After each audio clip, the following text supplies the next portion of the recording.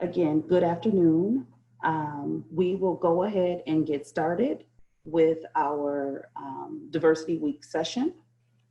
Before doing so, I ask that we remember that we are in the holy presence of God and we are upholding the mission of Lewis University. My name is Dr. Christy Kelly. I am the Chief Diversity Officer and Multicultural Student Services Director at Lewis University. My pronouns are she, her, hers. And on behalf of President Dr. David Livingston, I welcome you. We are glad that you've taken the time out of your day to dial in on our annual celebration of diversity, equity, and inclusion. This year's theme is LaSallian's Great Things Are Possible. The theme leans on our LaSallian Reflection number 5, and it is an annual publication that's made available through the Generalate of the Brothers of the Christian Schools. A copy of the publication can be found on the web at lasalle.org and or through Lewis University's Mission and Identity Office. Today's session and those to follow throughout the week are designed to carry on our stewardship of diversity, equity, and inclusion amid what we all know and are aware of during the pandemic. Now more than ever, it is our responsibility and our obligation to be good to one another, to be good to our students and faculty and staff.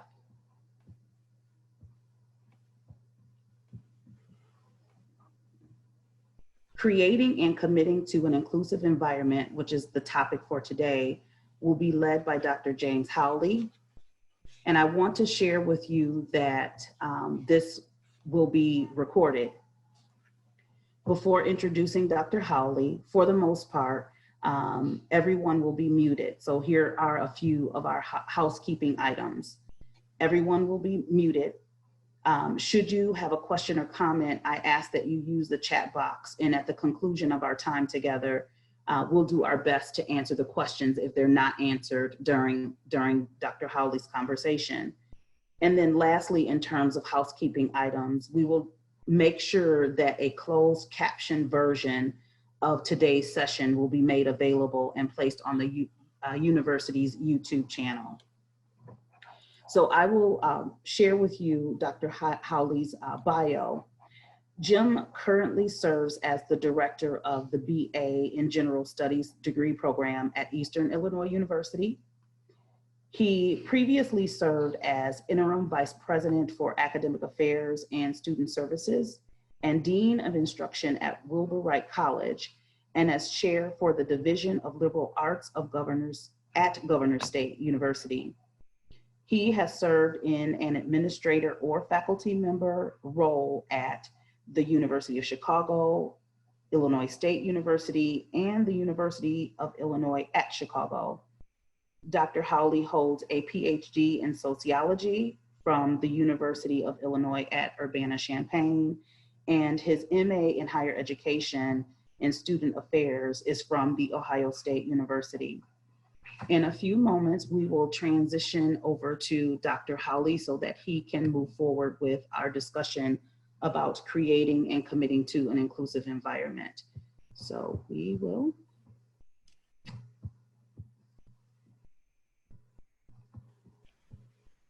Make our transition.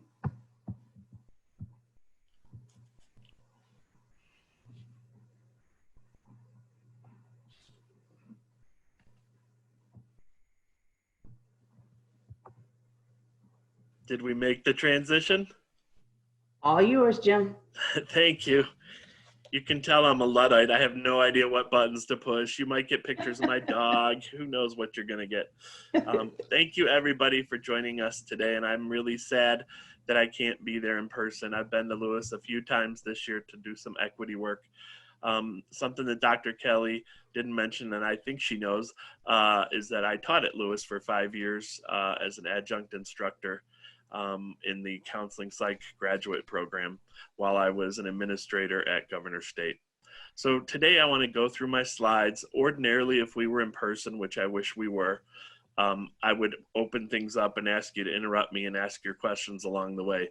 What we've learned, though, many of us, is that this format doesn't allow for that to be real smooth. So I apologize with having to wait till the end for the questions. I think first I want to mention, why do I do this work? And Dr. Howley? Yeah. Can I interrupt for just a second? Sure. Will you please record the session now that you are host?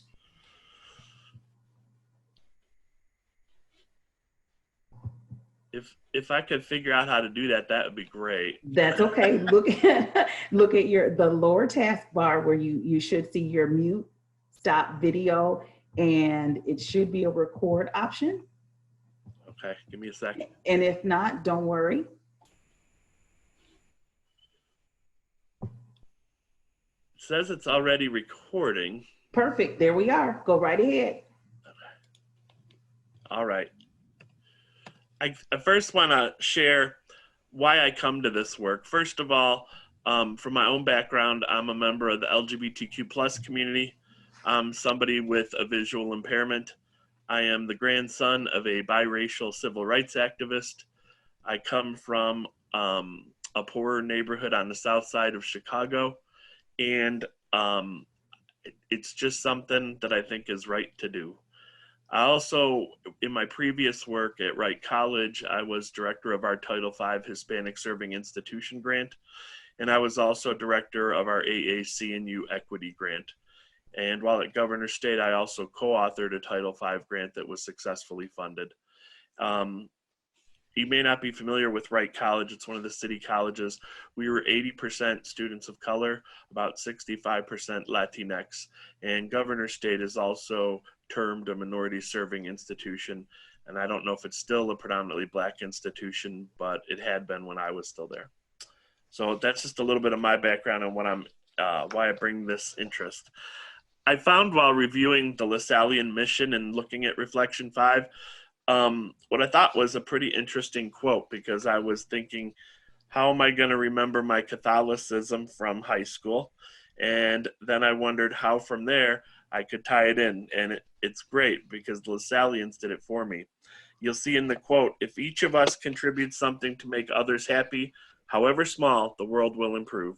Give without expecting anything in return, spread optimism and joy, listen actively, maintain a cooperative attitude, do not judge, put yourself in others' shoes. And I think that's something that we often do a good job of in higher ed, but I would like to encourage us to go even further and beyond.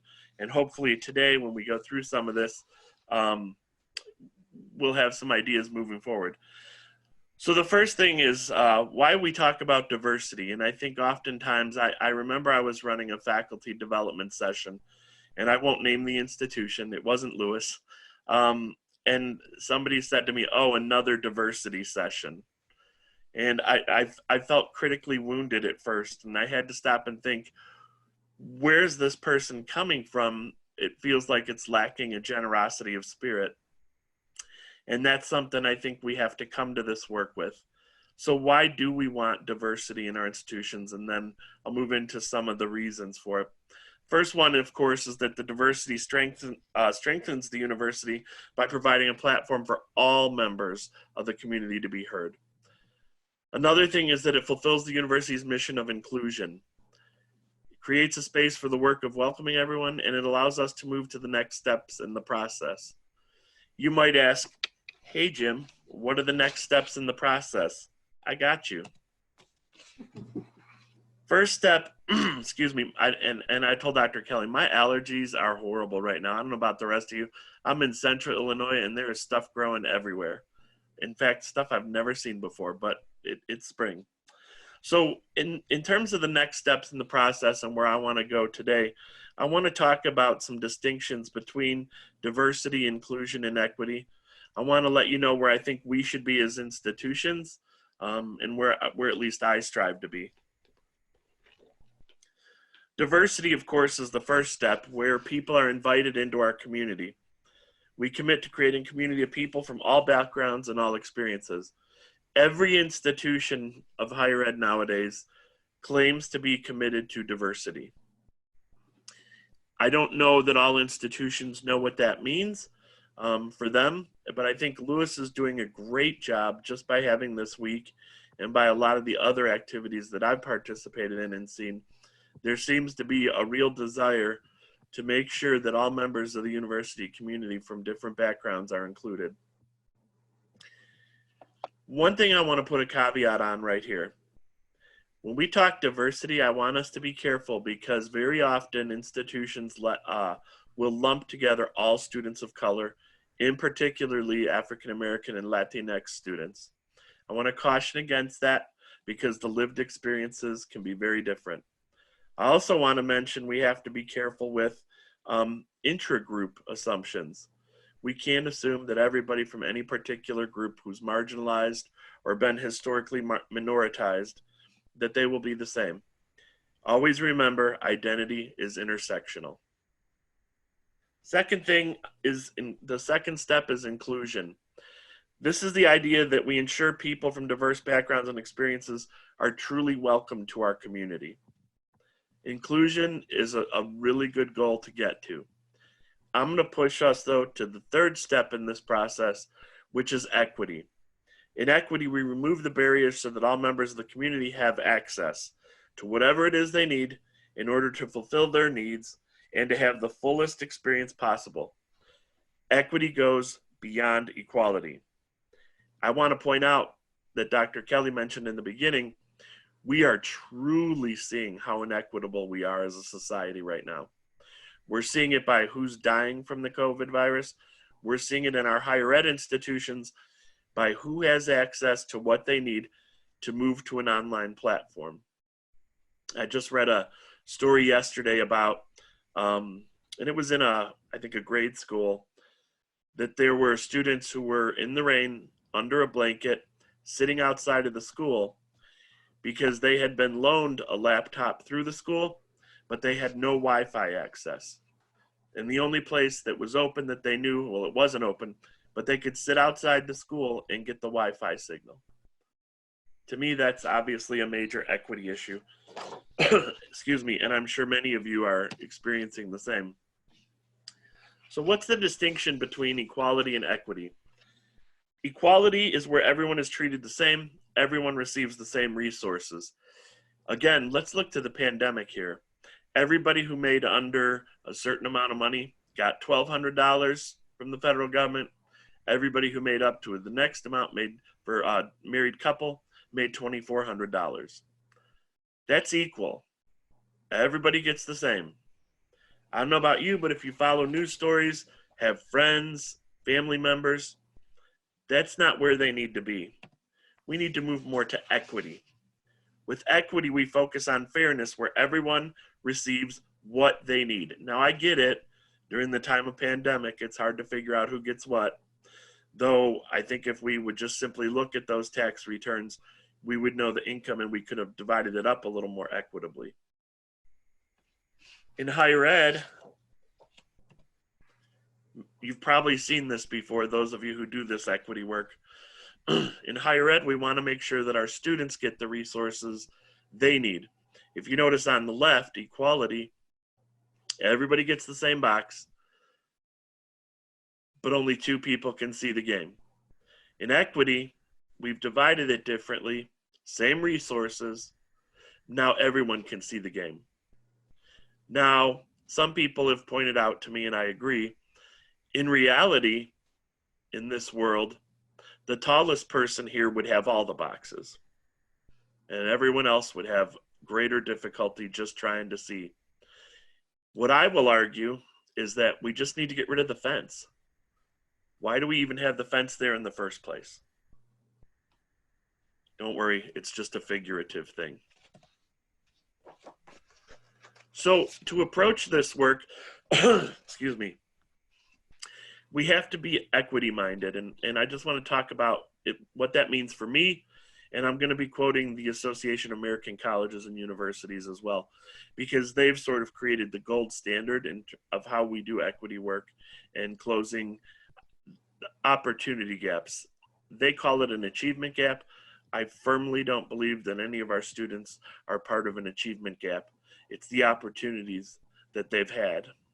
So under equity-mindedness, we foreground the notion of equity in all that we do to serve students. Everybody gets what they need. We ensure that our efforts focus on fairness and not merely everybody gets the same. If you think about it, if you're a faculty member in your classroom, does everybody always get everything the same? I know a lot of people strive for that, but we have to stop and think, is that what really happens? Do some students have access to, say, hidden resources? And again, like we're seeing right now in the pandemic, we know some students have much greater access than others. So I want to walk through what the AAC&U Step Up and Lead for Equity report said back in 2015. What I referenced earlier, the equity grant that we had from AAC&U that I was director of, we achieved that because we decided to run a project that met these outcomes, and I can talk about that later. The first thing is we need to have a willingness to look at student outcomes and disparities at all educational levels, disaggregated by race and ethnicity, as well as socioeconomic status. Some institutions have also included other historically minoritized groups.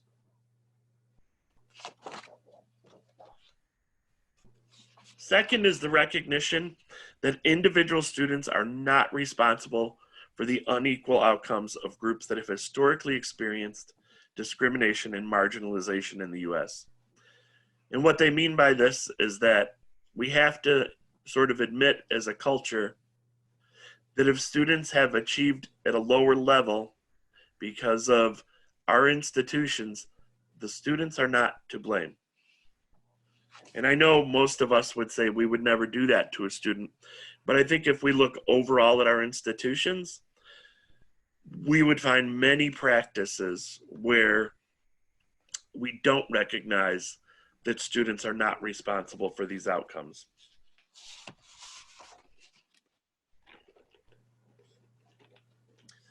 Excuse me. Third, respect for the aspirations and struggles of students who are not well served by the current educational system.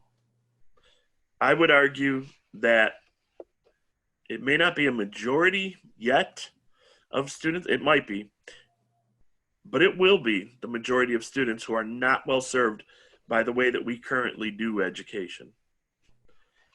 Don't get me wrong, I've dedicated my whole career to this. I've been an eager scholar, teacher, practitioner, and administrator around these issues because I do think there's hope. So I'm not trying to be Debbie Downer. The fourth one,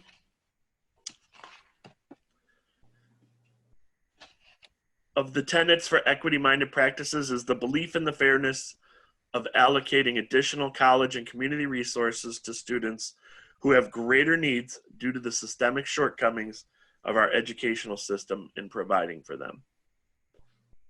And at the end, I would like you to think about ways that maybe as an institution, we don't provide for students.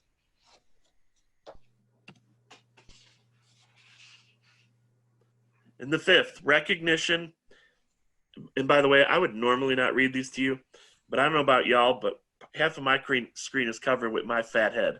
So I'm reading it so you can hear it.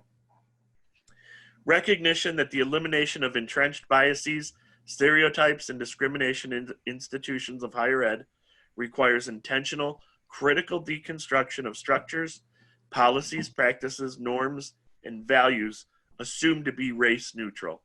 And again, the AAC&U grant we had and the work they did was focusing on race. But as an institution, we can go beyond race to look at other like gender, sexual orientation, religion, ability, socioeconomic status. We can look at all those things. Excuse me. So, because you never know who's going to be in a room or who's going to be in a Zoom, I suddenly feel like Dr. Seuss, but you never know who's going to be a part. So I broke it down into 3 sections. One is for academic affairs people, primarily faculty. Second part is for student affairs folks. And the third part is for students. The only reason I put students at last, because they should be first, is because if there were any students participating, I wanted them to have an idea of how it is that I work with colleagues so that it could open up for them. So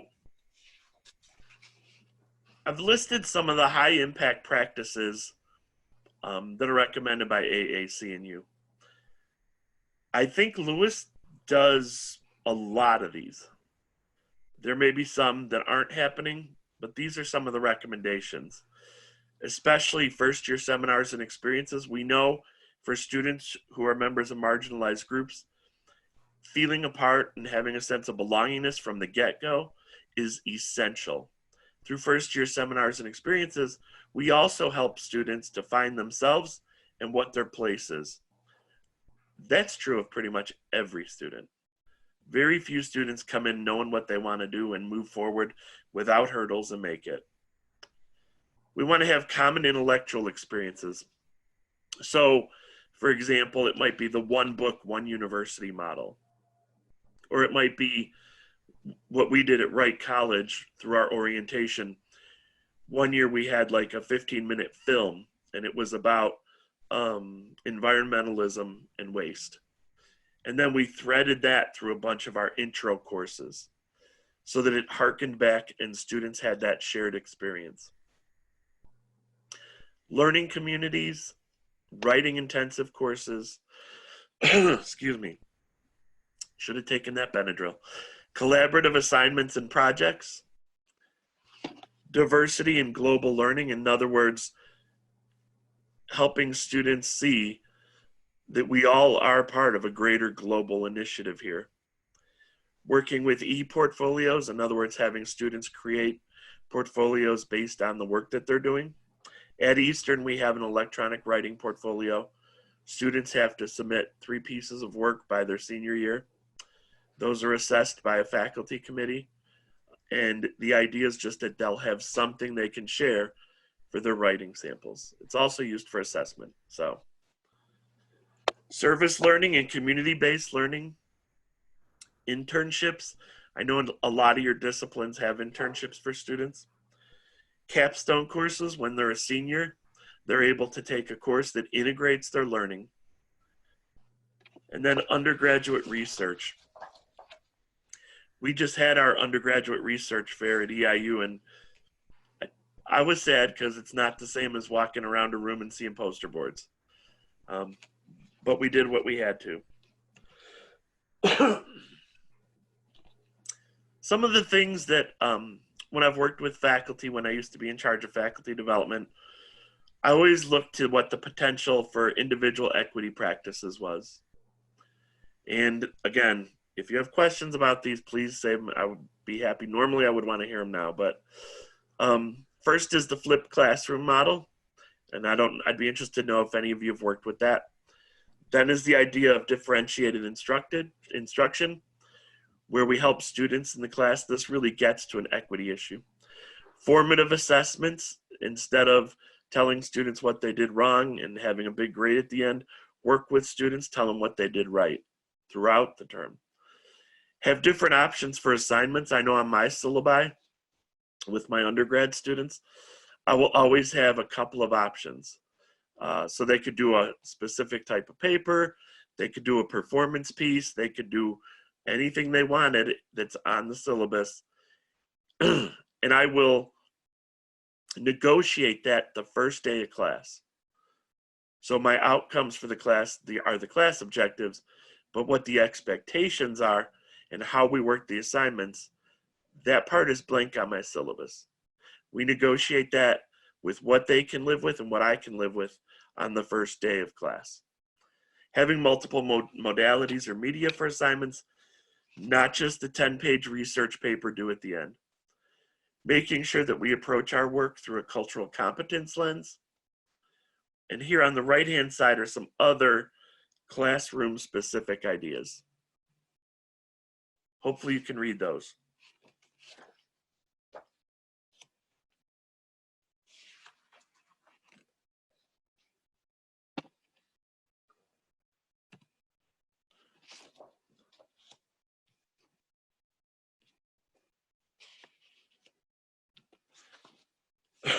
So in my past life, I had a master's in student affairs, and I worked in career services was my area. And then I jumped back and forth and stayed in academic affairs. But I always looked to NASPA and ACPA for the things that are sort of best practices. And this is the quote that I got from NASPA's good practice in student affairs. I think they should call it best practice, but we can work with them on that. It says, student learning occurs best in communities that value diversity, promote social responsibility, encourage discussion and debate, recognize accomplishments, and foster a sense of belonging among their members. Good student affairs practice cultivates supportive environments by encouraging connections between students, faculty, and student affairs practitioners. And I would argue with any staff member or member of our institutional community. This interweaving of students' academic, interpersonal, and developmental experiences is a critical institutional role for student affairs.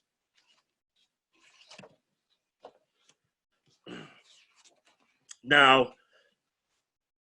I found it really interesting when I went through and did some research online with Dr. Google, my good friend.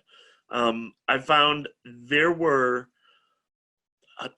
well, first of all, the majority of institutions haven't moved super far, but it was interesting because a handful of institutions that I really went deeper into, they formed task forces or committees and to look through what their own potentially oppressive or exclusionary practices were in student affairs.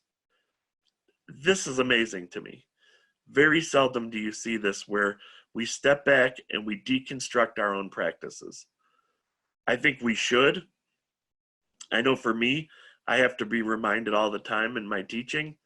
Every term I go back through and revisit and take that student feedback seriously, because we never know. It's hard to see outside of ourselves to know what's going on. So in a number of those institutions where they did take a look at what their exclusionary practices were, and I'll just run through a few of them, it was interesting to me how honest they were as institutions about where they felt their shortcomings were. So, for example, in career services, they talked about how, for example, their women students who were going into careers that were male dominated, how were the career services professionals helping to prepare the students for what they might meet even on interviews or such? And I think that could be said for any group. In residence life, I remember a student once told me that her RA, who was Caucasian, and she was an African American student, she said anytime the RA smelled weed on the floor, she went to her room. She had to walk past the two white women's room who were always smoking the weed. So she seemed to selectively move past where the issue actually was, to blame the black women. In residence life, a lot of institutions are looking at not only staffing, but how they're trained. I know Lewis does a lot of this. Student organizations, ensuring that there are clubs and organizations that represent all students. I know these clubs and organizations are rooted in students' interests, and they can fluctuate from year to year based on student leadership. But as administrators and staff, we can help to make sure that students are aware they can have these organizations. For many years, I've advised LGBTQ student groups. Some years it's a great success. Students are super engaged. Some years not. But I always made sure there was a presence of the club on campus. Same goes with the student activities and programming boards. Judicial affairs is a hard one because by its nature, we're looking at behaviors that might have in some way overshadowed the conduct code. But I would ask that the conduct code be reviewed. And one institution I read completely rebuilt their conduct code because they saw that it was particularly harsh to African American and Latinx students. Of course, in the student recreation, fitness, wellness centers, making sure, and here in particular, making sure students with disabilities have access. But again, open to all students. Multicultural student services, which I know you do a good job on. Of course, health and counseling, making sure there's culturally competent practitioners. And then international student services. Friend of mine who runs an international student affairs office right now said that it's been a nightmare because all of her Asian international students are just being blamed all the time for coronavirus. Probably not surprising because our president was calling it the Chinese virus, but just astounding. It's created a whole different world for many people. And the last group I want to talk about are students. And again, certainly not least. For students, I have several recommendations. And I root these partially in my own experience. When I was in college in the mid-'80s, I'm old, but when I was in college in the mid-'80s, I went to a Catholic university also, another, what's now the largest Catholic university. And they had never had an LGBT group. And back then, we were gay and lesbian. And I really wanted to form a group, but I was afraid. Luckily, I found some faculty members who were amazing, and some staff and some administrators, and they were supportive. But there were a lot of people who were not supportive. They didn't believe it fit in with the institution's mission. So it took those of us, now from my perspective, who are faculty, staff, administrators, to stand up for our students, say what's wrong, and help make it right. But for you students, I always say, you do you. Now I'm aiming mostly here at marginalized and historically minoritized student groups, but I think it's good advice for everybody. First of all, I want you to ask for or insist on inclusion from faculty and staff. Now, I was worried about putting insist because that sounds a little activist. But what I mean is find out where there are gaps at your university and ask to be able to participate. I think a lot of times as administrators, we don't even think to include students where they should be. And so through my career, I've always tried to make sure there's student representation on every committee. Let appropriate faculty or staff members on campus know if you are encountering any form of harassment, discrimination, or oppression. I don't want to put the onus on students, but it's really important for if the institution's ever going to change, we need you to step up and tell us what's happening. Even if you don't think it's a big deal or you don't think anything can be done, please talk to faculty members, staff members who you trust. They do want to hear it. Request involvement in key university committees. A lot of times students aren't at the table to help make important decisions. I talk about students with disabilities. There are entire buildings being built on campuses and nobody with a disability is consulted. And so buildings are built and we see literal hurdles for our students with disabilities. Just one example, but I think we could see many. I encourage students to learn leadership skills through student life and then serve in leadership roles. It's important to have this. It's also, as a piece of advice, a really good resume builder. Volunteer on campus and in your community where you can. I know most of my students have to work a lot, but I still think it's important to be engaged. In doing so, you will build relationships and have the support you need. Meet early with career services to discover your future. This isn't the office you want to go to your last semester of your senior year. You want to be there and you want to let them know who you are, help them help you. Take advantage of counseling services when needed. It's utterly essential to take care of yourself, especially when we see microaggressions around us and we just somehow bury it, right? It's the death by 1,000 paper cuts. And then engage in student clubs and organizations it's always good for students to be around people who are like them, people who have shared experiences, and it's an important place to go to learn more about our own cultures. Now, with that said, as I'm losing my voice, questions?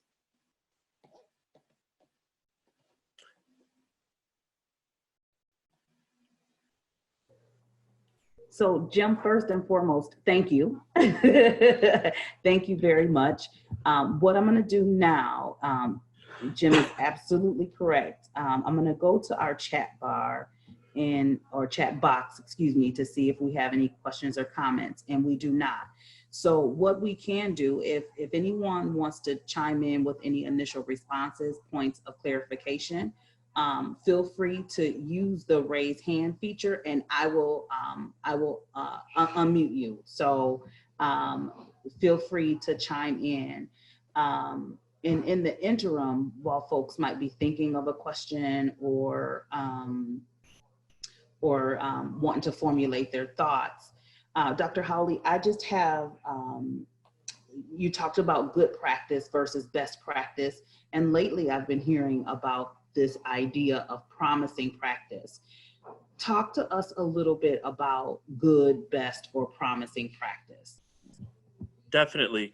And I'm glad you asked that, because I think it's an important distinction for us. And I forget who wrote the book, From Good to Great. Not sure how I feel about the book, but the idea is that we should always be aspirational. And too often, especially with when we work with our students from marginalized groups, our institutions go for good. We should go for great and best. Best practices, I think, while aspirational, I think a lot of institutions aim for these best practices without deconstructing for whom they're the best practices.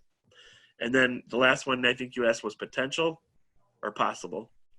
Promising. Promising, thank you. So no problem. Promising, I think it's important to look around at other institutions, see what they're doing, and not just at our peer institutions, to look at different sorts of institutions and to try and see what are the things that have worked for them and what are the things we've started and never finished. And also to go back and ask, if we tried something that didn't work, why not? And having gone to a couple of different jobs in the last 5 years, it's really tedious for me to hear, oh, we tried that before. And it turns out that the time might not have been right. And there might be other ways to do it. So definitely a place to aim for promising. Thank you. Any other thoughts or questions that anyone would like to ask? Give me just a second, Jen. Okay, there you go, Jen. Hi, Jim. Hi. Hi, everybody. I was really happy to hear you talk about intersectionality. I found it really challenging to put that into practice on campuses, that people tend to discuss race separately from gender and incorporating it into policies. Do you have any thoughts on how we can create truly a recognition of the intersectionality of people's experiences? That's a big man, if I did, I'd be so damn rich.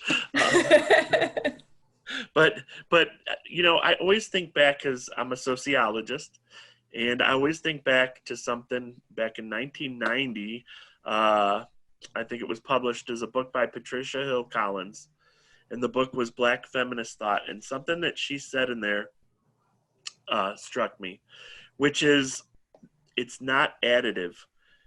We can't just say, I'm an African American, I'm a woman, I have a disability. And I think that was the precursor to our thinking about intersectionality. And the idea is that we're cumulative, that we're the sum of the parts. I think something that I did it right in some of the public spaces with students for some of our heritage awareness and history weeks, to try and have students to talk about that intersectionality on campus, to try and engage people in that way, to bring them together, to have a sense that students are not monolithic.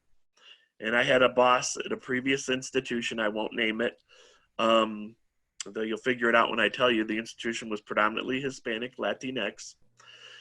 And somehow this person, not my direct boss, by the way, she was lovely, but this person somehow said we have to look more like a Hispanic serving institution. And I thought, I kind of think what he meant, but what he was missing was all the different Latin American and Latinx identities there are, how it was different across gender, sexual orientation, religious background. So I think a lot of people were assuming on our campus, a lot of, I'd say white people probably, they were stopping and weren't thinking about how all our students were not Mexican American, all of our students were not Catholic, all of our students were not male or masculinist. And so having to bring it together through the student clubs, through our work with faculty development, just simple things. Don't use examples on your tests with just these white people names. You know, I mean, it's just little stuff. But I do think what you're bringing up, Jennifer, greatest challenge. How do we get everybody to understand who's a member of what group? And I should say groups. I don't have an easy answer for you, but it's everything we do, from what readings we include in our classes, having students speak for themselves. Excuse me. I always have students introduce themselves and say stuff about who they are. As a faculty member, I found it incredibly instructive because how students choose to identify themselves is interesting to me. But then to pull out of students throughout the semester, because the work we do informs who we are, informs what we're doing. That was a bad answer, but I'm trying. It was an excellent answer, and it was authentic and genuine. Any additional questions, comments, thoughts, even concerns maybe from anyone? No? All right, well, we did well on our time. I think remembering that we were in the holy presence of God, got rid of our Zoom bomber, if that was one. I'm like, no! Again, first and foremost, Dr. Howley, thank you very much once again for partnering with me to continue the conversation about diversity, equity, and inclusion. As mentioned in my initial remarks, the time right now for us to just love one another, and not in the romantical sense, but just because we're human beings is pressing. And so I really appreciate you for leading us in this discussion. And I know 45 minutes doesn't do any justice in terms of the wide array of conversation that could happen, but just the mere fact that each and every one of you decided to dial in. My staff hears me say this all the time, if we can take one nugget and put it into action, I think we've done a lot. So again, I thank each and every one of you for participating today. This is the first of 5 sessions that will happen this week. We'll be online again tomorrow. So I invite each of you to join us again. Dr. Stacy Miller, who works at Valparaiso University, will join us and have a conversation about some of the things that Dr. Howley alluded to, but more specifically, access and retention and representation. And so again, I thank each and every one of you very, very much. This was recorded or is being recorded, and I'm going to make sure that before it's posted that we have closed captioning for those very reasons. When you talk about individuals with diverse abilities is what I sometimes say, or intellectual difference and so forth. So again, thank you very much. Should you want to have a follow-up conversation with me in particular, if you're online, most of you all online know how to reach me. And I'm sure Dr. Howley would be open to a continued conversation. So with that said, I thank each and Can I say one last thing? Sure. So Go ahead, Dr. Howley. I'm sorry, I have to put a plug in because 2 of the folks who are joining us on the call participated and presented last year, at least 2. I'm trying to see who else. Eastern Illinois University every year hosts a conference on equity in October, and I think this year it's October 16th. I'll be sending notice out to Dr. Kelly, and I know she'll share. We welcome you to come as presenters or participants. I cannot promise that we won't have huge rain, but I think it's a good conference. Your session was super well received last year. So, but I'll send it out to you, and please share with your community because this is important work. And thank you for having me. And I promise I'm a lot more fun in person. Thank you very much. Have a good afternoon, everybody.